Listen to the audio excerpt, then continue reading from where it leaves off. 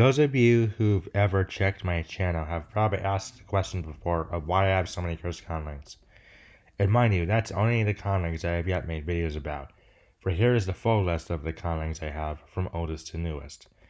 The answer to that question mentioned lies with my first conlang, which is the language that this video is about, Cayuse. Actually, Cayuse isn't a full name. It's an official name, but it's really just a shorter version of Conlang K22, use K22, pause K22, which I am not saying again. The name itself is highly descriptive, as it literally translates to excuse me, the inedible language with neutrally met expectations that's worth $9 and is far less useful than average. That adjective could also mean far more useful than average, but in this context it probably doesn't. Cayuse I created back in late 2016, and it was inspired by K-bop upon seeing the Conlang Critic episode about that language. Anyway, let's look at Cayuse's phonology. Cayuse's consonants are m, n, ng, p, t, k, a, b, d, g, r, k, k, a, f, s, h, v, z, w, l, r, y. By usual Conlang standards, one would react to this with, man, look at all those goofy consonants. But compared to what my other Conlangs have, this consonant inventory is actually fairly tame. If the clicks and the two subconsonants are taken out, there's always just a subset of the English consonant inventory. As for Cayuse's vowels, this is the vowel chart that's in the reference grammar. But it's not at all accurate to the phonemic reality, as the vowels listed here except are each multiple vowel phonemes in disguise. Here is Cayuse's actual vowel inventory: e, I, u, a, o, a, I, a. This is a subset of the vowel inventory of my idiotic active English, and as you can probably tell, my idiotic has the northern cities vowel shift. Cayuse also has 4 phonemic hat and glasses positions, because of course it does.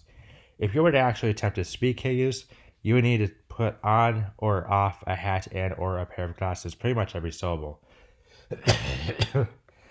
Where was I? Yep, speaking of syllables, here's Cayuse's syllable structure, where H is a hat/glasses combo, N is a non-plumonic consonant, and C is a plumonic consonant or an attested plumonic consonant cluster. The orthography compared to everything else is a little underwhelming, and by underwhelming I mean an Englishy inconsistent mess. Only a handful of phonemes are spelled consistently, 4 of those being the phonemic hat/glasses combos spelled with letters and empty parentheses. The rest being the clicks, the 2 syllable consonants, and the vowel, which are all spelled with non-standard use of punctuation. Now it's time to look at the grammar. Where was I? Cayuse words get extremely long due to the language's morphology, which is both specific and not precise. Nouns decline for case, number, expectation, ability, grammatical gender, awesomeness, and market value. Verbs conjugate for tense, number, expectation, awesomeness, grammatical gender, and certainty. Adjectives, however, mark only the percent deviation from the mean. And about all those numerical inflection slots, let's look at the numerals. Cayuse numerals are strung together from a finite set of roots. The root slam, meaning infinity, never clusters in numerals, so that's all they explain that root needs. On the other hand, the root meaning 0, never clusters in numerals either, although it does have another non-numerical use, which I'll get to later. That just leaves the 5 roots that can cluster to form numerals. And here are the rules for how Cayuse numerals are evaluated. As for Cayuse's syntax, which you see here, it's a bunch of weird stuff that will be made clear in a moment. The vocabulary of Cayuse is English-based with some K-bop influences. I'm not elaborating on that further, since now it's time to look at some sample texts in Cayuse.